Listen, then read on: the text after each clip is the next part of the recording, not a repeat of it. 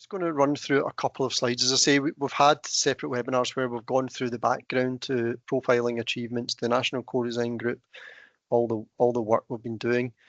Going to cover that very fast here and then just show you what the profile looks like, and you'll see that as well from some of the other presentations that are coming through as part of the session.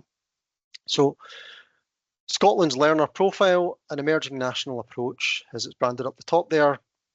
As Marnie touched on, we've been running this project for around 2 years now, where we first established a national co-design group with people from all different settings coming together from all the local authorities in Scotland and talking about what achievements means, what skills development is, and how young people are maybe reflecting on all of that as part of a learner profile or something similar. So recognising achievement was the kind of theme that kicked it all off. That has evolved into a national co-design group that's been going with us ever since. Obviously the membership's been renewed and evolved as well. But we still have a representative group of about 90 to 100 people from all the different areas in Scotland and lots of different settings that have been helping and shape the approach that we take to profiling achievements and learner profile.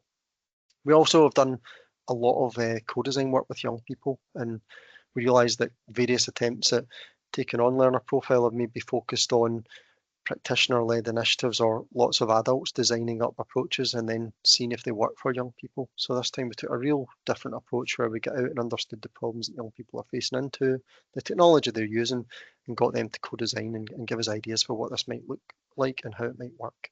So that was really important, and we continue to do that as we build and evolve. The whole thing is about learners being able to understand themselves, being able to reflect on who they are and what they're good at, to present who they are and what they're good at to others and have conversations with those around them that are supporting them, and to build that personal agency so that they can talk about their skills and achievements and everything they're capable of to others, and that goes with them through their learner journey as they go from institution to institution, from workplace to workplace, whatever it may be. First version of the profile was launched in January 2025. We've now got about 23,000 profiles created from all different aspects of Scottish education, from sort of primary school, secondary school, colleges and other settings as well. So great to see the uptake and use of the profile. And we're wanting to test a few things like, does this help curriculum design and assessment? Can it help with transitions as you go from one setting to another? Can it support college and employment applications? Can it help in post-school and employment or folks that are seeking work? And the profile have an important part to play. And can it help with parental engagement and parental reporting in the future as well? We'll talk about the new features as they're coming, and we're exploring aspects of various reports that have come out. So can the profile be a step towards a certificate of achievement or help pupils and learners put together that package of who they are and what they're good at to present at the end of their education in schools. Very briefly, I'll show you the two key aspects of the profile. So we have the achievements library. That's where you can add an achievement. So you complete a short form to upload and say, this is an achievement that I've got. And that's a quick upload where you can tag some skills that you've used and some activity types and give a brief description, add a photo. It comes through here into what we've designed as a kind of social wall of all your achievements in one place, where you can view all of your achievements or you can view your favourite achievements, and you can just select as you're uploading an achievement you want as one of your proudest moments. They're all there, you can edit them, delete them, and you can then reflect on them and have conversations with others. On the right hand side there, you've got the profile with all the different elements of it. So there's a little onboarding widget where you select an avatar, your name, your school, your year group. You'll see Largs Academy. I saw someone from Largs Academy coming on the call there. You can put in a statement about yourself and 3 words to describe you. You can have your goals and ambitions. You can add multiple goals. You can mark goals as completed. You can reflect on them and have conversations. You can select from all your achievements 5 that you want to display. You can, at this stage, manually input your qualifications and achievements, and we're looking for more automated verified approaches through SQA and Youth Awards Network partnerships. You can select 3 personal values. We co-designed that. We've got 10 personal values there. From the achievements you've been adding and tagging the skills, you can generate the charts that act as a really useful talking tool to talk about your skills. What you love to learn about, you can add anything that you love to learn about, and you can also add your hobbies and interests. Lorraine is going to say a bit more about sharing your profile, so you can download and you can also share it. So that was a very, very quick gallop through the background and what the profile is. So I'm going to hand over now to Lorraine McDonald, if I've got the order right, and Lorraine is going to talk you through a couple of the developments that have just gone live. Thank you. Okay, let me just share my screen first of all. So, as Derek mentioned, I'm going to talk you through a few developments that took place over the summer. The first being around sharing profiles. So when a young person has created their profile, previously they had the option to download a PDF by clicking this button. When they downloaded the PDF, that basically created a snapshot of the profile as it was at the point of download. They were then able to email on that download, upload it to a Google Drive that was shared with the teacher perhaps, and share that snapshot of the profile in that way.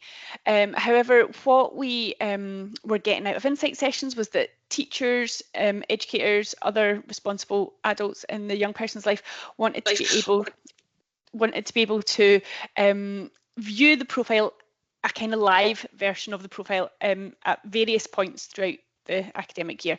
So we've introduced the share functionality. When the pupil is viewing the profile, they can click share, and at this point they'll be asked for the person that they want to share with share code. So if you click on the hover, it will just remind you that the person you want to share your profile with will need to give you their code. I'll show you in a moment how an educator would get a code to share with a young person.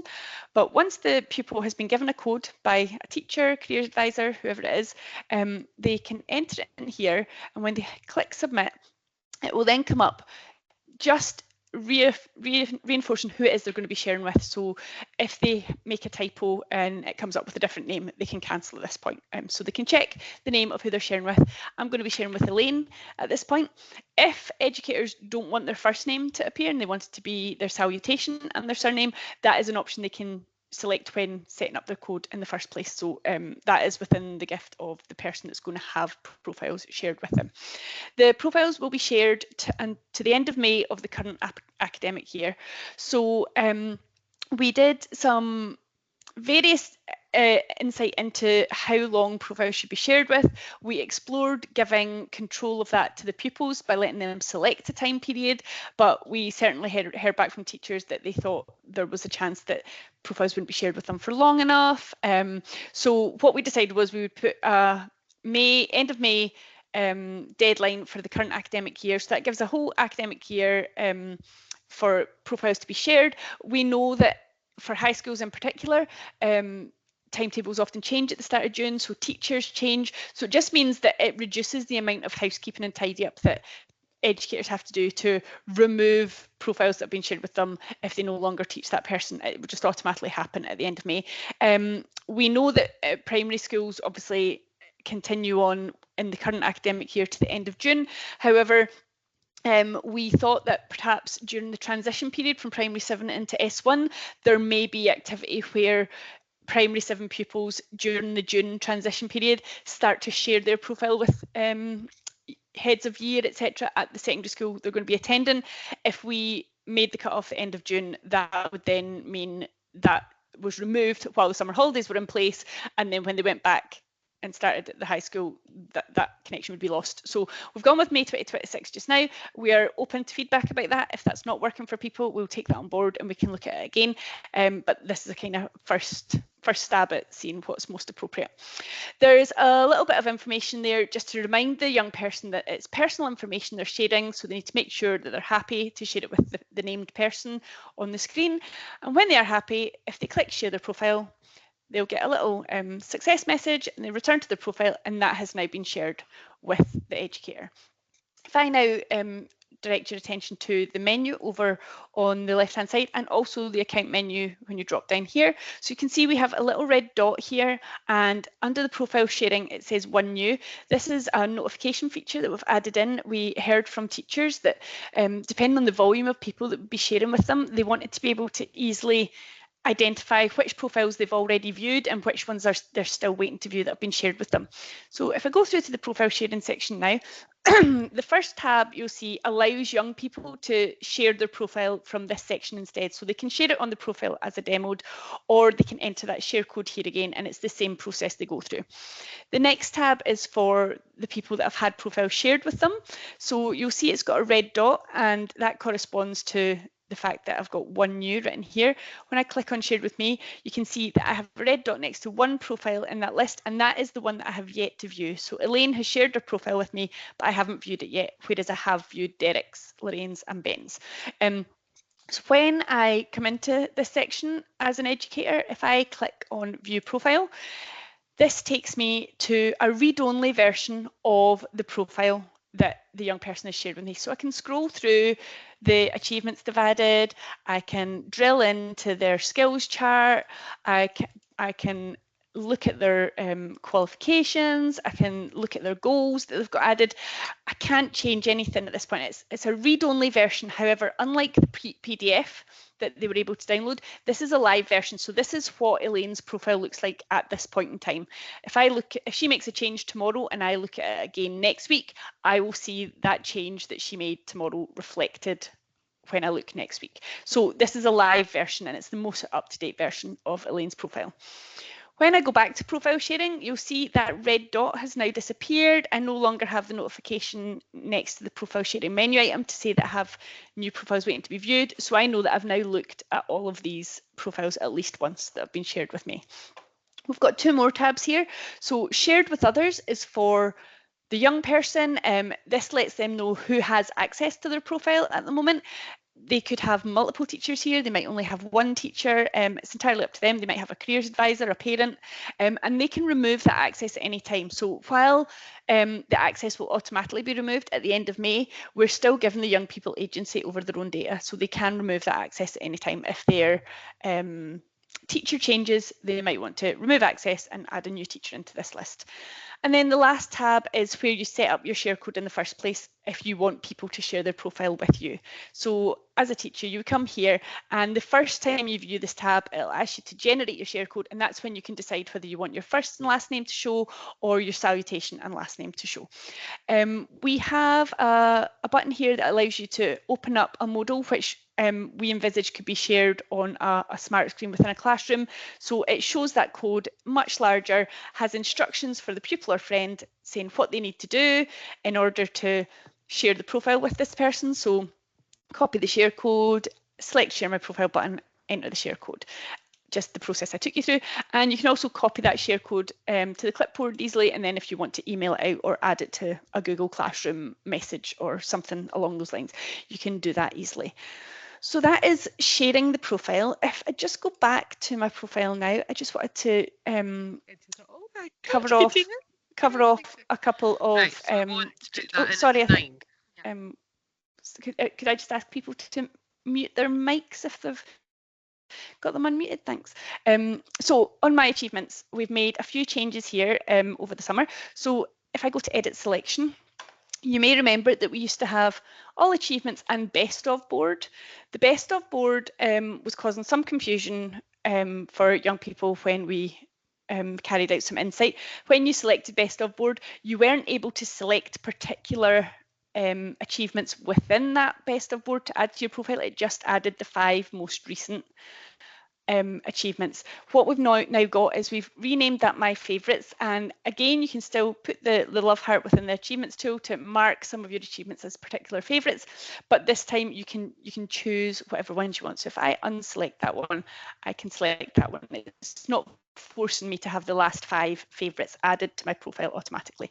We've also made sure that you can get through to your achievements library to add a new achievement really easily from this. It was a bit of a dead end journey previously, so you can now click through to the achievements form to add a new achievement. And I just wanted to share some changes that we've made to this form itself. So we have done a lot of work, and Marnie was involved in this. Just before the holidays, we managed to get some insight with pupils before the term ended around the help text that we previously had. Now, we had examples of what a good achievement looked like previously on this form to help pupils, but they were very specific examples, and we realized that that wasn't really landing with pupils, because if it wasn't something that they did, so say the example was about getting a black belt in karate, if they were like, I don't do karate, they just kind of switched off, stopped reading, and they didn't really review the example any further. So we wanted to make sure that we had really useful help text to go along with this form to help the pupil understand what achievements are and how to frame those achievements when adding them to the form. So the first thing that happens is the help content shows automatically. Previously, you had to opt in to view it, so it's shown automatically. And what we've now got is various questions trying to trigger thoughts and inspiration within the young person about what counts as achievements. So what's a small win I've had this week? Have I tried something new? What's something I've got better at? We have more ideas if nothing sparks interest there. So when did I last help someone in a small way? Have I tried cooking something new? What habit have I started or stopped? Have I faced a fear? When did I stay focused even when it got boring? So we've got lots of questions to try and spark inspiration within the young people, rather than very specific examples which don't resonate with everyone. And we've also tried to make it very clear that it's not just about achievements that have certificates or awards at the end, but it's something that is a small win throughout the day, throughout your experience, whether that's at school, in the home, at a club, in your social life, so that they can really understand that achievements aren't always just about achieving certificates. We've also added help text, and as soon as you click in to the tell us more about what you did field, the help text changes, and this gives you information about what you should be writing within the description. So starting with the basics of what did you do, how did you do it, and why does it matter to you? So explain why you're proud and why it felt great to make that achievement. If I just quickly fill in this page so that we can move through to the next page, we have also we've moved the image down as well. One of the things that we realised was the image was kind of front and centre when adding an achievement, and we know that that can be a bit of a barrier in the classroom. So not all pupils had access to images that they wanted to upload, and it kind of stopped them filling in the form at all. So we've moved that down to the bottom, made it clear that it's optional. If we move on, we've now got the skills help text was working well, but there was a lot of text at once. So we have now split this up that you can look at the help text about each individual skill rather than a category of skills, just to make it a little less overwhelming for the individuals, so they can now look at the definition for each skill individually, and hopefully that will aid with their understanding. And then, as before, you just select your tagged skills, and when you finish adding that achievement, you get taken to your library. So, and then we've also made sure that there's an easy way to return to your profile if you've come to the achievements from your profile. So the banner at the bottom will just quickly take you back to where you were before. And now this test one that I've just added is there, and I can make a decision to remove that achievement and add the one that I've just added, and then they can be added to my profile. So that's all I was going to show you today. It's a very quick run through. If you want to put any questions in the chat just now, that's fine. Or if we're taking questions at the end, I'm happy to answer them then. But I will hand over to Marnie now, I think it is, Derek. Is that right? Yep, that's perfect. Thanks very much, Lorraine. Thanks for that. Thanks, Lorraine. So I'm going to take you through the resources that we've created to help you in the classroom. So when you're on the main My World of Work website, if you go to the educators section, and just at the bottom there we've got a section now for teaching resources. So we've got one now for developing achievements for your profile. So this is where we've got like lesson plan and resources. So at the moment these cater for primary, specifically P5 to P7, secondary, BG, and the senior phase as well. So we've kind of split that up.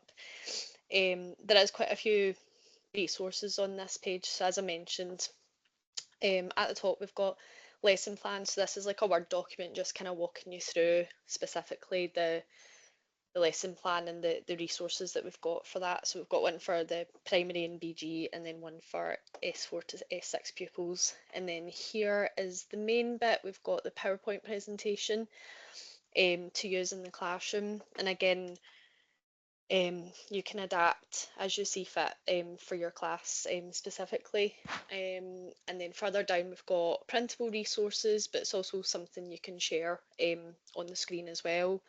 So when we started looking at developing these resources, it was before the summer, we'd kind of carried out some insight. So we'd spoke to in total about 25 teachers on the phone. We had 10 fill out an online survey that was unfortunately submitted out, like I think it was 2 weeks before summer. So we were quite lucky we managed to get hold of that many teachers. And then during the summer as well, after collecting feedback from teachers, myself and Amber, I think's on the call, my colleague, we worked with 8 different career advisors that are kind of spread across the ASN and secondary schools to develop these resources. And one of the big things we took in mind was digital barriers. So across Scotland, some schools have tablets, some schools struggle to get an ICT suite. So one of the big things we wanted to try do with these resources was that make sure they were usable, I suppose, offline, with just the basic of a teacher having their computer in a classroom and a Promethean board. So I'm just going to take you through. I've just opened up the PowerPoint for S1 to S3 pupils, but all of them are very similar. They all follow the same themes. Some of them might have a different activity, but and some have like slightly different examples catered to that age group. But again, you can see for yourselves what suits your class the most. So has that changed over to PowerPoint? Can everyone see that okay? Yes. Yeah, so this is something you can use in the classroom. And another thing we've done with PowerPoint is you can edit as you see fit a PowerPoint. You can take slides out if you've got less time and things like that. So it's completely editable for yourselves. So the resource is kind of focusing on what achievements are. So the main aim of this resource is to get pupils thinking before they even use like the achievements and profile tool. So they're not going in blindsided, they've got a bit of context behind it. So get them thinking about what their achievements are, how they can identify their own personal achievements and why achievements are actually important. And then for you as teachers to set like a kind of plan in place with your pupils, how they can start recording their achievements regularly. So I'll try fly through this. What we do have is we've got our short video, because I know pupils don't really want to listen to folk yap for for a 50-minute lesson at them. So we've got some video in there. So that's like it's about 45 seconds introduction video into what the digital profile is. So you don't need to click off and open this in another browser. The video will play within the PowerPoint. And then we've got a kind of snapshot of what a completed profile would look like. So again, pupils have that vision of, okay, this is actually what I'm working towards and this is what I can create. And then following on, we've got another video of what achievements are. Again, this one's like 48 seconds, so something quick and to get their attention, and you don't have to talk at them telling them. So the next part is going on to about what personal achievements are. So we've pulled out just some kind of like short kind of examples and prompts. Again, kind of what Lorraine had showed you in the achievements form. Just little things to get them spurring and thinking, things that they can relate like their own examples to. And another thing we've tried to pull out is so that they're not just all thinking about what have I done in school, also trying to get them thinking about what have they done outside of school, and again reinforcing that message that it doesn't need to be awards or certificates, it's just what personally matters to that person. And then we'll then go on to why it's important to recognise your achievements. So again, we've just tried to pull some snapshot examples that they can relate to, like building confidence and getting them to see what they're capable of.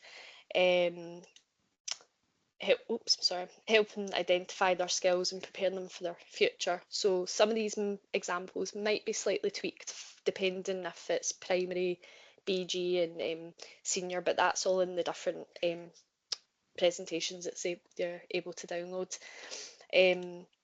We then kind of wanted to focus in a bit more of the examples. So we've got these 2 slides, examples in school and outside of school, and we've also tried to link up with the meta skills as well, what meta skills they might be using with these examples. Okay, so Sorry, someone's got their mic on. Could you mute yourself? So yeah, it's just something that will help aid you in the classroom to get discussion going with pupils and get them thinking that wider picture, like Lorraine had touched on. What are they doing in school, what are they doing outside of school, can be big or small, and reinforcing that message that achievements is just something that's personal to you. Then, so that kind of first part of the PowerPoint is kind of the same for all 3 user groups, but the next part is focusing on activities, which is slightly different for each user group. Again, you can decide, you can look at the resources and see what you can adapt for your classroom. So everything, like I mentioned, can be done offline. So this is something that you can have on screen in a classroom, but they're able to literally do with pen and paper, because they might not have access to a computer, which is fine, but the main goal is for them to have like an achievement written down by the end, so that when they do get to start using the tool, they can literally just upload it straight away. They've got it written down. So I'll just run you through that. So this is for S1 Test 3. I think it's kind of similar for primary as well, where we've done like a what you call a flashcard. So you can share this on screen, but we do have this kind of form available to download and print if you have the resources to do that. But like I said, they can literally see the questions on screen and write their answers down on a bit of paper. And this is done in 2 parts. So the first part, we would encourage them to do that individually. So get them to think about an achievement that they've done recently. So kind of similar like the form, just getting them to follow those questions. And then in the second part, encourage them to work in pairs, or if there's odd numbers, like in groups of 3, because again, we know it's personal. We know some pupils really do not feel comfortable talking in front of a class, and a lot of feedback we've had is that pupils love chatting to their friends, but they tend to get more out of each other because it's normally their friends that kind of prompt them to think about things. So again, they can take in turns talking to their partners, explaining their achievement, and then working together using the meta skills to identify what skills they think they've used. We do on the PowerPoint have the different meta skills and descriptions on the screen, so, and they're also available to download and print, but again, you've got that option. If you can't print, you can just have them on screen to flick through when pupils need. And then at the end, the next step we would like, but might not be feasible within that time frame of that lesson, is to then go on and use the tool. But like I'd mentioned, if we can't get onto a computer, this activity still means they've wrote an achievement down by the end, which they can then hopefully next steps take on and upload to the tool there. And then we've just got some tips down as well to encourage yourselves to work with the pupils to see how they can then make this regular.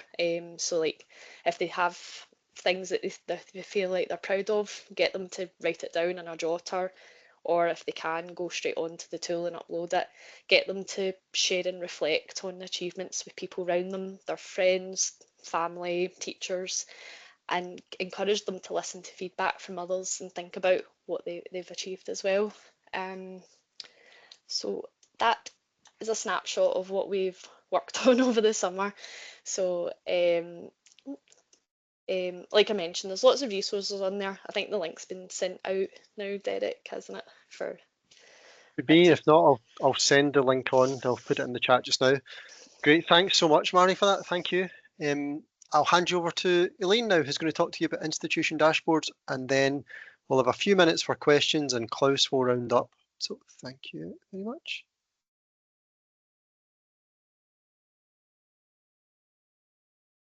Are you there, Elaine? I think Elaine might be having It technical looks like issues. Elaine might have frozen. Yeah, 2 seconds. I'll message her. Okay, perfect. There's been some questions come in the side there as we've been going, so I'll just answer a couple of those. As I've tried to answer them as they've been coming in as well.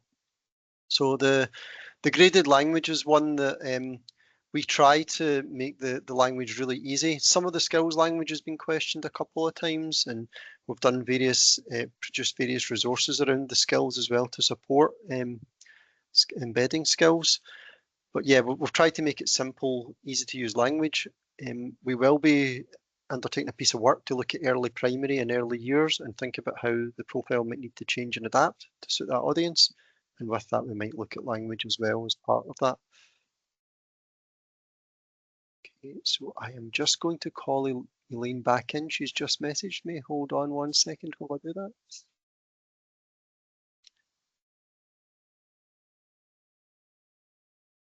Mani, there's a wee note in the chat about compatibility of the primary PowerPoint presentation on iPad. Doesn't seem to be. Do you know anything about it? The only thing I can think of is that PowerPoint's obviously part of Office and Microsoft, and iPads are Apple, so it may just not have the Office, like Microsoft software installed, if you know what I mean, to open and read it.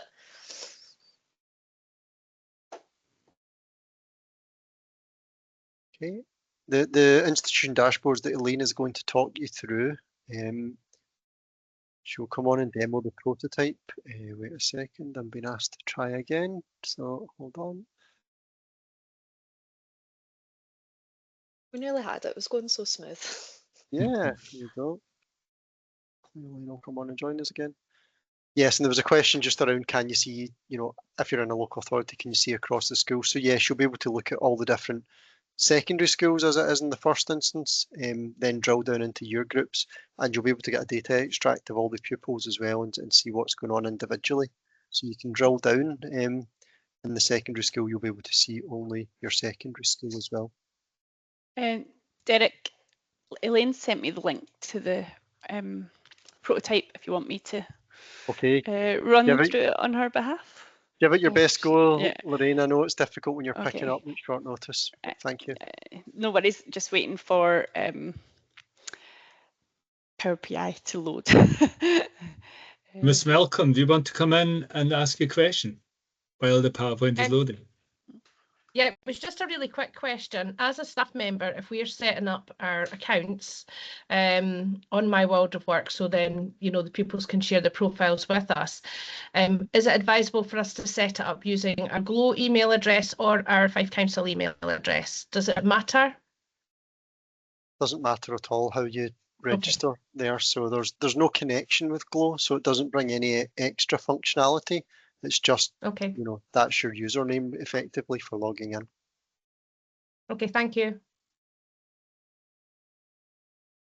Apologies, I don't seem to have permission to view the reports, I'm afraid. Oh, okay, right. Sorry. I think we'll probably just need to explain what's there. So the idea is that the reports will be accessible to local authorities and schools through the participation portal. So folks can go in there using their local authority credentials based on you being in your device, as I understand it, and logged in. You'll automatically get access with the right permissions to be able to view the reports. The reports will then be able to be in a Power BI format, so you'll be able to drill into them. So if any of you have used Power BI, it's a chart-based format, and you can then click in and explore and drill down from the highest level down into lower levels. So what we've tried to cover is an outline of the profile and engagement. So you'll be able to see who's engaged with the profile, who's set one up when they were last logged in. You'll also be able to see the activity types that people have been adding as they've been uploading their achievements, and you'll be able to view the skills profile of the school and down at different year groups as well. So you can drill down and access those reports. Alongside that, we have created a data extract which has a detailed format that you can basically download and upload into other systems, or play with yourself, I suppose, to compare with other data or to manipulate. So that has individual pupils, the skills that they've got, the activity types, how they've engaged with the profile, and you can go down to that level so you can see who's been doing what. So the schools will automatically be set up just to look at their own school, and as a local authority, you'll be able to look across all the schools in your local authority and understand the picture. And just the last thing to say on that is that we've started with local authority in secondary school. We had a meeting with all the local authorities just last week to talk about primary school, as there was a couple of issues around quality of the data and how we might report. We've got a way forward and we'll be working on that in the fairly short term. So that will be coming soon, hopefully. Derek, Elaine has sent me on screen grabs, so I'm just going to share those Perfect. now. So what we're looking at here is the high school. So if you're a school, the high school view of the dashboard, so you can see that you can compare how many pupils have profiles from your school with the local authority average and the national average, so you can see how you're performing as a school. You can also look at the pupils that have achievements added to the library, and again look at that from a school level compared to local authority and national averages there. And you can also drill down, so look at each year group individually. Anywhere where you see arrows allows you to drill further into the details so that you can actually get an extract of who are the 11 S1 pupils that have a profile. If you click on that arrow, it will give you the extract with that information. But this shows you how many of your S1s, S2s, S3s, etc. are engaging with the profile, and the average number of achievements they have attached to their profile, how many achievements they have in their library in total. And you can also look at a timeline of when profiles have been created. So if you drill into 25-26, it will break down by month. So if you bear with me, I'll stop sharing that image and I'll just get the next one, which shows the skills. And apologies that it's just static images that we're only able to show you today, but it'll hopefully give you a bit of an idea. So next we have the skills dashboard. So when you move through to skills, again, looking at your school, you can drill down using the filter here to a particular year group. These pie charts are all clickable, so when you click on a segment, the chart on the right hand side will change to show you only those skills. So what we have here is a breakdown, first of all, by activity type. So of the achievements that have been added, how many are relating to school or study, how many relating to hobbies, clubs, volunteering, etc. And then you can click in to see the skills types. So we have 3 categories of skills: self-management, skills innovation, and social intelligence. If you click on a sector of this pie chart, it will narrow down to the 4 skills relating to that category, and you'll be able to see how many achievements within your school have used that skill. So you'll be able to see where the gaps are in this example, and please remember this is just dummy data, but integrity is definitely performing way less compared to focusing, so it just gives you an idea of where you want to direct your focus when trying to upskill pupils and get them thinking about particular skills. So this just gives you that overview of skills, and again you get the breakdown for your school to say how many pupils in total, how many have achievements, number of achievements that have been added, how many have meta skills added to them, because you can add an achievement without tagging meta skills initially, and how many achievements have been added to profiles. So that just gives you an overview of the skills being used within your school. And like I said, you can drill down by year group. For the local authority reports that Derek mentioned, they're very similar, but as well as being able to filter by year group, you can also filter as a local authority user by a particular school. But it's the same information you're getting. So how are skills being used across the local authority versus within particular schools. So yes, that should give you an idea of what's coming.